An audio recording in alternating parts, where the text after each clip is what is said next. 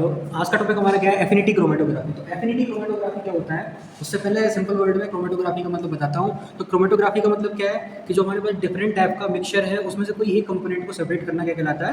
Chromatography कहलाता है। तो एफिनिटी क्रोमेटोग्राफी क्या है? क्रोमेटोग्राफी का एक टाइप है, हाई लेवल का टाइप है। तो एफिनिटी का मतलब क्या होता है कि उसमें जो मॉलिक्यूल है वो मॉलिक्यूल बीच में इंटरेक्ट करके आप उनको अलग अलग करा रहे हो। इसका मतलब क्या है? एफिनिटी क्रोमेटोग्राफी कहते हैं इसको। कहने का मतलब सिंपल सा ये है, जहाँ पर मॉलिक्यूल के बीच में इंटरेक्शन हो रहा है, मतलब हमारा जो स्टेशनरी फेज है और जो सैंपल है वो मॉलिक्यूल एक दूसरे से इंटरेक्ट करें, बाइंड होने के बाद फिर दोबारा वहाँ से इंटरेक्ट कराया जाए। तो यहाँ पर जो इसका बेसिक प्रिंसिपल वो क्या होता है? Molecule molecule interaction. मतलब इसका जो बेसिक प्रिंसिपल है एफिनिटी क्रोमेटोग्राफी का, it is based on the molecule molecule interaction. हम मॉलिक्यूल मॉलिक्यूल इंटरेक्शन का मतलब क्या होता है कि दो मॉलिक्यूल जब आपस में जुड़े, फिर वहाँ से हम बाद में क्या करेंगे, मोबाइल फेस को रन कराएंगे तो जो जो सैंपल जुड़ा वहाँ पर उसको हम इंटरेक्ट कराने के बाद वहाँ से अचीव कर लेंगे। तो यहाँ पर जो बेस होता है वो मॉलिक्यूल मॉलिक्यूल के बीच में इंटरेक्ट होता है। ठीक उसी प्रकार आपको पहले क्या करना चाह रहा हूँ, जैसे साइड सेपरेशन में क्या हो रहा था, जो जेल क्रोमेटोग्राफी है वहाँ पे क्या होगा, वो साइड्स के बेस पे सेपरेट कराए जा रहे थे मॉलिक्यूल। दूसरा एक एग्जांपल और ले लेते हैं कि जो आयन एक्सचेंज क्रोमेटोग्राफी थी हमारी, उसमें क्या हो रहा था, जो मॉलिक्यूल का सेपरेशन हो रहा था वो किसकी बेसिस पे हो रहा था? आयन के बेसिस पे हो रहा था। नेगेटिव वाले आयन अलग हो रहे थे, पॉजिटिव वाले आयन अलग हो रहे थे। तो ठीक उसी प्रकार यहाँ पर हम क्या देख रहे हैं कि जो हमारा एफिनिटी क्रोमेटोग्राफी है, यहाँ पर मॉलिक्यूल कैसे सेपरेट होंगे? मॉलिक्यूल मॉलिक्यूल इंटरेक्शन के बेस पे सेपरेट होंगे। इंटरेक्शन का मतलब होता है बाइंड होना, फिर वहाँ से आप उस मॉलिक्यूल हटा रहे हो, है ना। तो इसको मतलब क्या बता रहे हैं? इंटरेक्शन के बेस पे यहाँ पर हम उस मटेरियल को सेपरेट आउट कर पाएंगे। एग्जांपल की बात करते हैं तो उसमें हम क्या करते हैं, रेजेंस को लेते हैं स्टेशनरी फेज में। हाँ, दो चीज मेन रहती है, स्टेशनरी फेज और मोबाइल फेज। मोबाइल फेज क्या करती है? जो मूव करती है, रन करती है, इसके ऊपर स्टेशनरी फेज के ऊपर।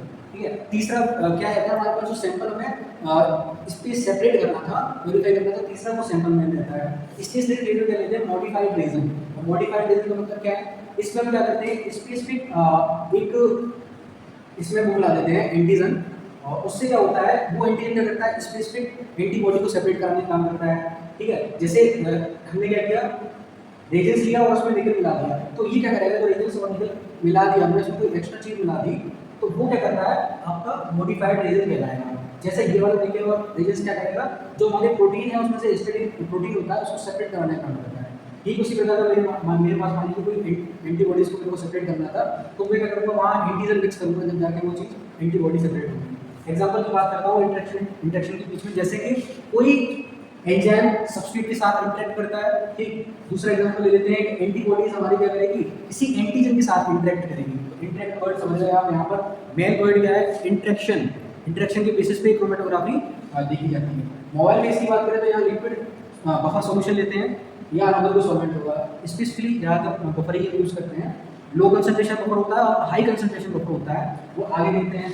अब इतना काम हो गया कि हमने सिलेक्शन कर लिया स्टेशनरी फेज का और मोबाइल फेज का। अब हम क्या करते हैं, हमारा जो इंस्ट्रूमेंटेशन है उसमें कॉलम की पैकिंग करते हैं। अगर कोई माइनर अमाउंट में हो रहा है, स्मॉल लेवल पे हो रहा है, तो हमारे क्या होते हैं, पैक्ड कॉलम आते हैं, प्रिपेयर्ड कॉलम आते हैं मार्केट से, उसका हम यूज कर लेते हैं। अगर वही चीज़ लार्ज स्केल पे हो रही है तो हम क्या करते हैं, पहले उस कॉलम की पैकिंग करते हैं। इट मीन्स पहले उन कॉलम का सिलेक्शन किया जाता है, उनको बनाया जाता है, उसके बाद फिर हम क्या करते हैं, आगे और प्रोसेस करते हैं। तो सबसे पहले हमने क्या किया, कॉलम लिया, और उस कॉलम में हमने क्या किया, उसमें अपने जो हमारे रीजन से मॉडिफाइड रीजन है, जो स्टेशनरी फेज है, उसको हमने फिल कर दिया। पहली बार फिल करने के बाद फिर क्या होगा, इसको इक्विलिब्रेट करेंगे, मतलब इसके अंदर कोई अनदर पार्टिकल ना रहे। ठीक है। इक्विलिब्रेट किसके थ्रू करेंगे? बफर सॉल्यूशन के थ्रू। जो हमारी क्या थी, मोबाइल फेज थी, उसको हमने इक्विलिब्रेट करा के ये प्रॉपर हो गया। जब ये प्रॉपर होगा ये वाला मतलब, उसके बाद क्या करेंगे, नेक्स्ट स्टेप में हम क्या करेंगे, इसी वाले स्टेप में हम क्या करेंगे, सैंपल को लोड कर देंगे। जो हमारा मान लीजिए प्रोटीन सैंपल था या किसी अनदर टाइप का सैंपल था, जिसमें हमें कोई स्पेसिफिक पार्ट सेपरेट आउट करना था, है ना। तो यहाँ पर हमने क्या किया, उस सैंपल को लोड कर दिया। अब क्या होगा कि उस सैंपल में क्या होगा, जो रीजन्स से एफिनिटी रखते थे जो मॉलिक्यूल, तो वो तो उस रीजन्स पे आके बाइंड हो जाएंगे, और जो मॉलिक्यूल उससे एफिनिटी शो नहीं करते थे, मतलब उसमें जो इंटरेक्ट नहीं हो पाते थे, वो इस पे बाइंड नहीं हो पाएंगे। इट मींस क्या होगा, वो कॉलम के अंदर फ्लोट करते रहेंगे, तैरते रहेंगे। कौन मॉलिक्यूल? वो वाले मॉलिक्यूल जो इस पे बाइंड नहीं हो पा रहे थे। किस पे?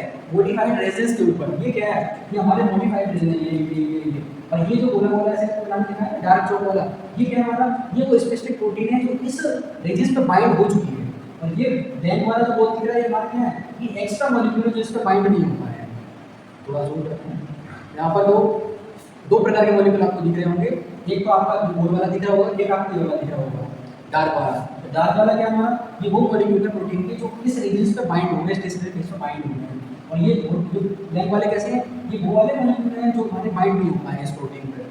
तो इतना क्या सिंपल रूट में इतना मालूम पड़ा कि कुछ मॉलिक्यूल बाइंड हो जाएंगे, कुछ मॉलिक्यूल बाइंड नहीं होंगे। और तीसरे स्टेप में हम क्या करेंगे, उनको हम वॉश करेंगे, उस जो कॉलम है उसको वॉश करेंगे। कोई दिक्कत नहीं, उसको वैसे बस हाँ। अब तीसरे वाले स्टेप में देखते हैं क्या हो रहा है। तो इसी वाले सैंपल में क्या किया, जो लो कंसंट्रेशन का हमारा बफर सॉल्यूशन था हमने उसका यूज़ किया। लो कंसंट्रेशन बफर सॉल्यूशन का हमने यूज़ किया। इसमें क्या होगा, जो हमारे फ्लूइड तैर रहे थे ये वाले एक्स्ट्रा पार्ट था जो उसका सैंपल का जो बाइंड नहीं हुआ था उस रीजन से, हमने वो जैसे ही यहाँ पर सॉल्यूशन को डाला तो क्या हुआ, वो अनवांटेड जो मॉलिक्यूल थे हमारे वो नीचे कलेक्ट हो गए, वो एक्टिव हो गए, है ना। एक लीटर में वो कलेक्ट हो गए जो अनवांटेड थे, इसकी कोई नीड नहीं थी, है ना। और अब इसमें कौन अटैच रहेगा, अब यहाँ पर वही मॉलिक्यूल अटैच रहेंगे जो इस मॉडिफाइड रीजन से बाइंड होने थे, मतलब जिनकी एफिनिटी इनके साथ थी, बाइंड होने थे। अब हम क्या करेंगे, ये बाइंड वाले मॉलिक्यूल को हटाएंगे।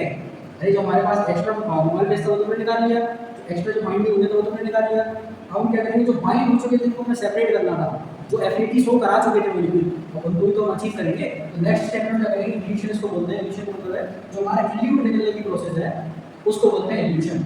इल्यूशन में क्या करेंगे, हाई कंसंट्रेशन का पीएच बफर सॉल्यूशन यूज करेंगे। हाई बफर सॉल्यूशन यूज करेंगे जिसका कंसंट्रेशन कैसा होगा, हाई होगा।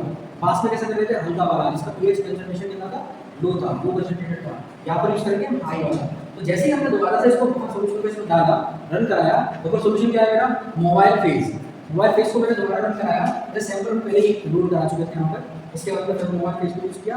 तो जो एक्स्ट्रा जो मॉलिक्यूल है यहाँ से क्या होगा, जो हमारा सैंपल बाइंड हो चुका है इसमें रीजन्स के पास, उसको हमें फाइंड आउट करना, उसको निकालना है। तो क्या करेंगे, बफर सॉल्यूशन को हमने ऐड किया इसमें। तो अब जो चीज़ बाइंड हो गई थी ये यहाँ से मूव होना स्टार्ट हो जाएगी, मतलब जो मॉलिक्यूल हमारे इंटैक्ट हो गए थे, बाइंड हो गए थे स्टेशनरी फेज से, अब हम वो अचीव होंगे, उसका नाम हम क्या देंगे, इल्यूट।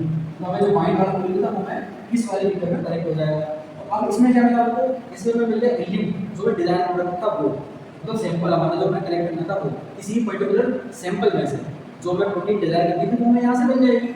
और इसमें क्या था, हमारा अनवांटेड मॉलिक्यूल था जो हमें नहीं चाहिए था। बट कभी-कभी किसी केस में क्या होता है, जो हमें डिजायर प्रोडक्ट है वो मिल नहीं पाता, तो इसीलिए क्या करते हैं, दोनों सैंपल की फर्दर स्टडीज के लिए इसको आगे टेस्टिंग के लिए भेज देते हैं। और हम ये भी पता कर लेते हैं कि जो हमारा अनवांटेड मॉलिक्यूल थे इसमें कहीं ऐसा तो नहीं है कि हमारा सैंपल ही चला गया हो। कभी-कभी क्या होता है, पीएच कंसंट्रेशन प्रॉपर मेंटेन ना होने के कारण क्या होता है, यहाँ पर जो हमारा सैंपल है वो यहाँ से कभी-कभी नीचे आ जाता है इन अनवांटेड मॉलिक्यूल्स के साथ। तो हम फर्दर में चेक कर लेते हैं कि हमारा इसमें प्रॉपर मॉलिक्यूल आया या नहीं आया, इन दोनों में कहीं हमारे इसके पार्ट तो नहीं आ गए।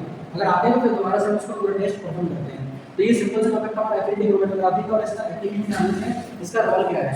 एप्लीकेशन की बात करते हैं तो पहला एप्लीकेशन इसका क्या है, isolation and purification of biological macromolecule. जितने हमारे बायोलॉजिकल मैक्रोमोलिक्यूल होते हैं उनका आइसोलेशन और प्यूरिफिकेशन करने के लिए किस टेक्निक का यूज करते हैं, एफिनिटी क्रोमैटोग्राफी का। क्योंकि ये जो मैक्रोमोलिक्यूल होते हैं वो क्या करते हैं, आपको सही से इजीली एफिनिटी शो कराते हैं, इंटरेक्ट कर लेते हैं। इसका दूसरा नाम क्या है, बायो एफिनिटी क्रोमैटोग्राफी। ठीक है, अब नेक्स्ट इसका यूज क्या है, to purify nucleic acid and antibodies and enzyme. क्या बता रहे हैं कि हमारे पास न्यूक्लिक एसिड उसको प्यूरिफाई करना है, या कोई एंटीबॉडीज है उनको प्यूरिफाई करना है, या कोई एंजाइम है डिफरेंट टाइप के और उसमें से कोई स्पेसिफिक एंजाइम को प्यूरिफाई करना है, तो हम एफिनिटी क्रोमैटोग्राफी का यूज करेंगे। तीसरा पॉइंट क्या बता रहे हैं, use to genetic engineering nucleic acid purification. Genetic engineering क्या होता है, किसी भी जेनेटिक इंजीनियरिंग में से कोई स्पेसिफिक डीएनए का पार्ट हमें लेना है, टेक करना है, तो उस कंडीशन में हम इसका यूज करेंगे एफिनिटी क्रोमैटोग्राफी। लास्ट इसका यूज क्या है, production of vaccine antibodies purification from the blood serum. कि हमारे पास कोई ब्लड सीरम है और उस सीरम में से क्या करना है, कोई वैक्सीन का प्रोडक्शन करना है, तो वहाँ पर इसका टेक्निक का यूज कर सकते हैं एफिनिटी क्रोमैटोग्राफी के थ्रू। हम क्या करेंगे, उसको प्रोड्यूस करा लेंगे और प्योरीफाई करा लेंगे किसी ब्लड सीरम में से। तो ये छोटा सा एक कॉन्सेप्ट था एफिनिटी क्रोमैटोग्राफी का। और इस क्रोमैटोग्राफी में क्या हो रहा था, जो मॉलिक्यूल बीच में इंटरेक्ट कर रहे थे उनके बेसिस पे हम किसी भी मॉलिक्यूल को सेपरेट आउट कर पा रहे थे। लाइक करना, शेयर करना और चैनल को सब्सक्राइब करना। Thanks for watching.